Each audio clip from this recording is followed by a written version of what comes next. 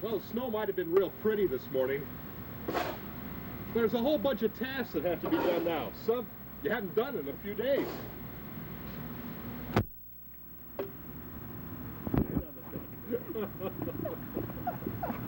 What is this? Look at it right there. You can't even see it. It's buried underneath the snow. One by one, they were introduced to their fellow students, their parents, their fans. A roll call of state championship football players. Saginaw High Trojans upset Birmingham Brother Rice, the first state championship in the history of Saginaw High Trojan football. There were honors for the band, the drum line, the pom-pom squad, the cheerleaders. And there was a special thank you to two fans so loyal they're considered part of the team.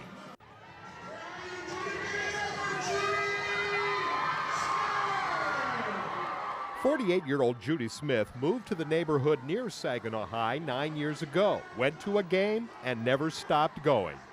You know, I had a job in the plant and quit the job to come back here.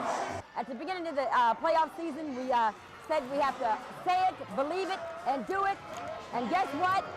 We said it, we believed it, and we did it. No fan means more to the team than 81-year-old Michael Johnson. He hasn't missed a game, home or away, for years. He says this team learned a valuable lesson. Even in school and sports and life, if you persevere and you keep persevering and you don't give up, you can win. There's always a victory for you if you don't give up. You must never give up.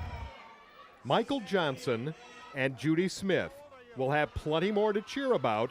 9 of these football players will be on this winter's basketball team. A team picked second, an underdog, just like the football team was. I'm Eric Jylha at Saginaw High, News 5.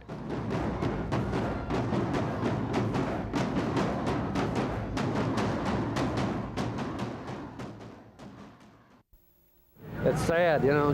The kids are crying, the dog's crying, my wife's crying, my manager's crying.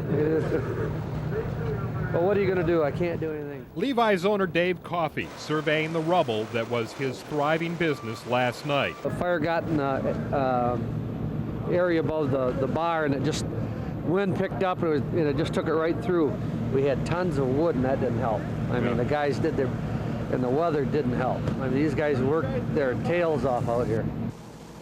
How the pre-dawn blaze started is unclear. Firemen arrived to find the building totally engulfed in flames. It was made out of old barnwood, and there was a lot of false ceilings up above, and it was up through the roof when we got here on the northeast corner, and it just went right across the whole top of the whole building.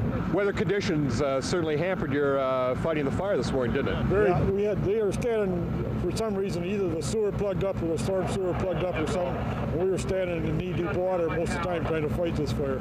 You got to make sure you don't go over your boots. You go over your boots, your feet get wet, and then you're pretty much done for the day. Your feet get wet, you can't move, and you can notice my coat and that it's all froze up right now. Yeah, you're pretty solid there. Take a while to unthaw. Coffey told News 5 he does plan to rebuild. Take it down and try to redo it as close as I can to what I have. But you know, all those antiques we have and all the stuff that we had that was originally ours that made it real special. I don't know what we'll do there. We'll just have to start a new... You know, these ice shanties look great, and they've got lots of features in them, but when you go back more than 100 years, you should see some of the ice shanties that were out on the Saginaw Bay.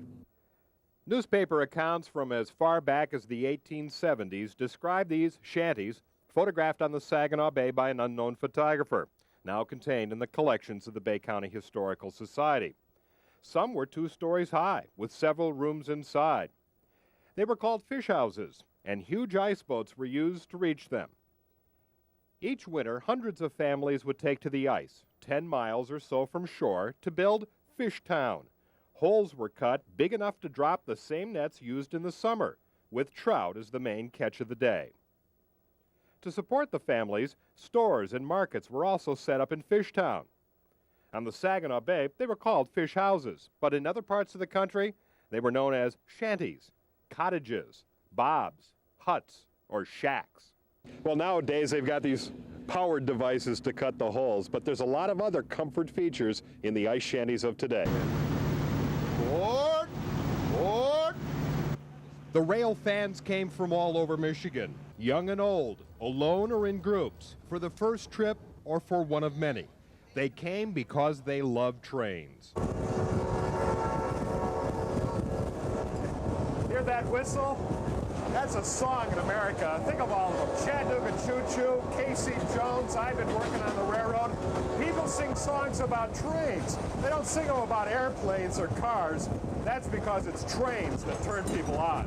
I like to ride trains and get all the mileage I can around Michigan, ride all the different routes. We had been looking forward to this, and we're glad we have this beautiful day.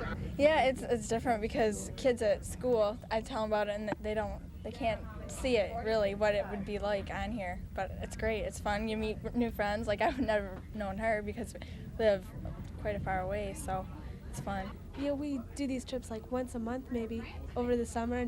This is a very special day, and God gave us a beautiful sunny day. We wanted to take our granddaughters on a real train trip. This is probably their only opportunity. And what do you think of being on a train so far? Fun. The Blue Water Special pulled out from Saginaw's Potter Street Station, ran to Port Huron, and then returned. A special autumn rail trip down tracks that hadn't seen passengers since 1934. It was a day of sights and sounds, sponsored by the Blue Water chapter of the National Railway Historical Society. The worst thing they say is, "Are you a retired conductor?" And I felt that I was not old enough to be retired a second time. But it's, they believe that we're in charge of the operation, and I think they like the symbolism of it. I think they really appreciate that. I think what really goes through my mind is that through all our efforts, we're making it possible. We have very many people who are reminiscing. We have the grandparents who are taking their grandchildren on a train trip for the first time. I think one of the most stirring things that ever happened with me was when we offered our trip to grade school students, fourth graders. And to me it was very emotional. Tears were in my eyes, very proud to know that I made it possible for all these children to be able to ride their first train ride and to see the smiles and the delight in people's eyes. And that's what our reward is. That's why we spend so many countless hours in working on this. The Blue Water chapter keeps equipment in Saginaw and Pontiac and maintains archives and a library in Royal Oak. Eric Jylha aboard the Blue Water Special. Let's run something, anything. Every time. The first stop on Michigan's Triple Crown of offshore racing will have to wait until tomorrow. A combination of rain, fog, flight ceilings, and insurance provisions forced today's postponement. And race officials say the event had to get underway by 3 o'clock this afternoon. Otherwise, we wouldn't have got it in within the limits of our sanction and insurance, and Coast Guard, of course. So our sanction, insurance, and Coast Guard regs call for postponement day of Sunday. So we'll unfortunately have to go for Sunday due to the liquid situation. Because of the high speeds involved, the offshore racers need at least 3 miles visibility. At one point, the visibility improved to where it looked like the racers could leave the marina for the bay. But a last-minute rainstorm was the last straw. And now race organizers have to regroup. We're going to need cooperation from all our volunteers like we never had before. We need them all back for tomorrow. The Coast Guard late today issued another permit, allowing the race to go ahead tomorrow. Eric Jylha, News 5, Bay City.